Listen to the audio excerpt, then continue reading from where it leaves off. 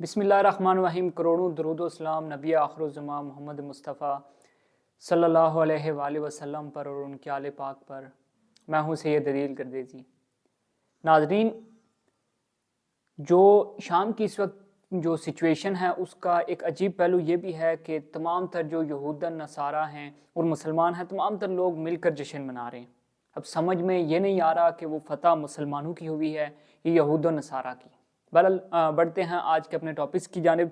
سب سے پہلے ہم بات کریں گے کہ جو پاکستان تحریک انصاف اور جو حکومت کے درمیان، یعنی حکومت اور اپوزیشن کے درمیان جو باقاعدہ طور پر جو مذاکرات ہیں ان کا آغاز ہو گیا ہے، اور ذرائع اس چیز کی تصدیق کر رہے ہیں کہ جو حکومت اور اپوزیشن ہے انہوں نے جو قومی اسمبلی کا فورم ہے اس کو استعمال کرنے کا فیصلہ کیا ہے۔ اب پاکستان تحریک انصاف پہلے بھی کئی بار کہہ چکی ہے کہ ہم لوگ مطالبات جو ہم لوگ مذاکرات ہیں وہ کرنا چاہتے ہیں، لیکن اس سے پہلے کچھ ہمارے مطالبات ہیں ان کو مانا جائے، یعنی کہ تمام تر جو سیاسی قیدی ہیں ان کو رہا کیا جائے، اور پاکستان تحریک انصاف کا جو مینڈیٹ ہے، جو 8 فروری کو عوام نے پاکستان تحریک انصاف کو ایک مینڈیٹ دیا تھا، وہ واپس کیا جائے۔ جو ذرائع کہہ رہے ہیں کہ جو پاکستان تحریک انصاف کی طرف سے جو مذاکراتی کمیٹی ہے اس میں بیرسٹر گور ہیں، عمر ایوب صاحب ہیں، صاحبزادہ حامد رضا صاحب ہیں، اسد قیصر ہیں اور علی محمد خان صاحب ہیں، جو پاکستان تحریک انصاف کی طرف سے جو ہے وہ مذاکرات میں یا مذاکراتی ٹیم کا حصہ ہیں۔ اب جو حکومت ہے وہ اب کتنی زیادہ سنجیدہ ہوتی ہے، آیا جو سیاسی قیدی ہیں ان کو رہا کرتی ہے، پاکستان تحریک انصاف کے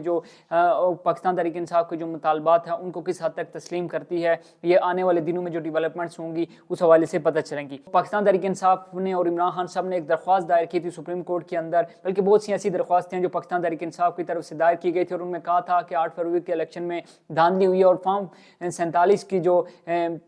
لوگ ہیں، فارم 47 کے جو لوگوں کو جتوایا گیا اور ان کو حکومت میں بٹھا دیا گیا۔ اب اس حوالے سے پہلے تو یہ جو تمام تر کیسز تھے لگ نہیں رہے تھے، جب لگے تو حیران کن طور پر جو سپریم کورٹ کے اندر ہوا وہ میں آپ کے ساتھ شیئر کرنا چاہوں گا کہ جو پاکستان تحریک انصاف کی طرف سے جو حامد خان تھے انہوں نے کیا وہ سپریم کورٹ میں جو ہے وہ نمائندگی کر رہے تھے پاکستان تحریک انصاف کے۔ حامد خان جو ہیں وہ سپریم کورٹ کے اندر پاکستان تحریک انصاف کی جو ہے وہ نمائندگی کر رہے تھے۔ اب سماعت کو ملتوی کر دیا گیا۔ وجہ کیا بنی؟ وجہ یہ بنی کہ حامد خان صاحب جو ہیں وہ انہوں نے کہا کہ میری تیاری مکمل نہیں ہے، تو اب جو حامد خان نے یہ بتایا کہ میری جو تیاری ہے وہ مکمل نہیں ہے، مجھے کوئی نوٹس موصول ہوا ہی نہیں، تو اس وجہ سے میں تیاری نہیں کر سکا۔ اچھا، جو 7 رکنی جو بینچ ہے جو سماعت کر رہا تھا، تو جسٹس جمال مندخیل ہیں، انہوں نے یہ ریمارکس دیا کہ آپ کو نوٹس بھیجا ہے، اپنے ایڈوکیٹ آن ریکارڈ سے رابطے میں رہا کریں۔ تو پھر سپریم کورٹ نے کہا کہ جو ایڈوکیٹ آن ریکارڈ ہیں، حامد خان کو مخاطب کرتے ہوئے جسٹس جمال مندخیل نے کہا کہ آپ ان سے رابطہ کر لیا کریں، آپ ان سے رابطے میں رہا کریں تاکہ آپ کو پتہ رہے۔ اب حامد خان اتنے عرصے کے بعد پہلے تو ایک ایسی سماعت جو کہ مقرر ہی نہیں ہو رہی تھی، اور جب مقرر ہوئی تو پاکستان تحریک انصاف کے جو وکلاء ہیں ان کی طرف سے تیاری ہی نہیں تھی، تو بڑی ہی عجیب بات ہے۔ بہرحال یہ جو سماعت ہے یہ موسم سرما کی جو تعطیلات ہیں ان کے بعد تک ملتوی کر دی گئی ہے، اور جسٹس امین الدین خان صاحب کی سربراہی میں جو 7 رکنی آئینی بینچ ہے، یعنی کہ سپریم کورٹ میں آپ کو اس وقت پتہ ہے کہ ایک آئینی بینچ کام کر رہا ہے اور دوسرا اب اس کا نام بندہ کیا کہ اس کا بغیر آئینی بھی بندہ نہیں کہہ سکتا، ایک آئینی بینچ کام کر رہا ہے اور ایک جو ہے باقی مقدمات کو دیکھ رہا ہے۔ تو وہ اب جو 7 رکنی کمیٹی ہے، یہ جو 7 رکنی بینچ ہے آئینی بینچ، یہ سربراہی کرے گا اور اس کی سماعت کرے گا موسم سرما کی جو تعطیلات ہیں اس کے جو ہے فوری بعد۔ خواجہ آصف صاحب یہ مان گئے کہ 26 نومبر کو جو ڈی چوک میں ہوا واقعتاً وہاں پہ گولی چلی تھی، لیکن اس بار جو خواجہ آصف کی جو توپوں کا رخ تھا وہ وزیر اعلیٰ خیبر پختونخوا علی امین گنڈا پور کی طرف تھا، یعنی کہ انہوں نے یہ دعویٰ کیا، انہوں نے یہ کہا کہ 26 نومبر کو جو ہوا تھا ڈی چوک میں گولی ضرور چلی تھی، لیکن وہ گولی علی امین گنڈا پور صاحب کے حکم پر جو ان کے سیکیورٹی گارڈز ہیں انہوں نے چلائی تھی۔ اب پہلے تو حکومت یہ چیز مان ہی نہیں رہی تھی، حکومت کہہ رہی تھی کہ وہاں پہ صرف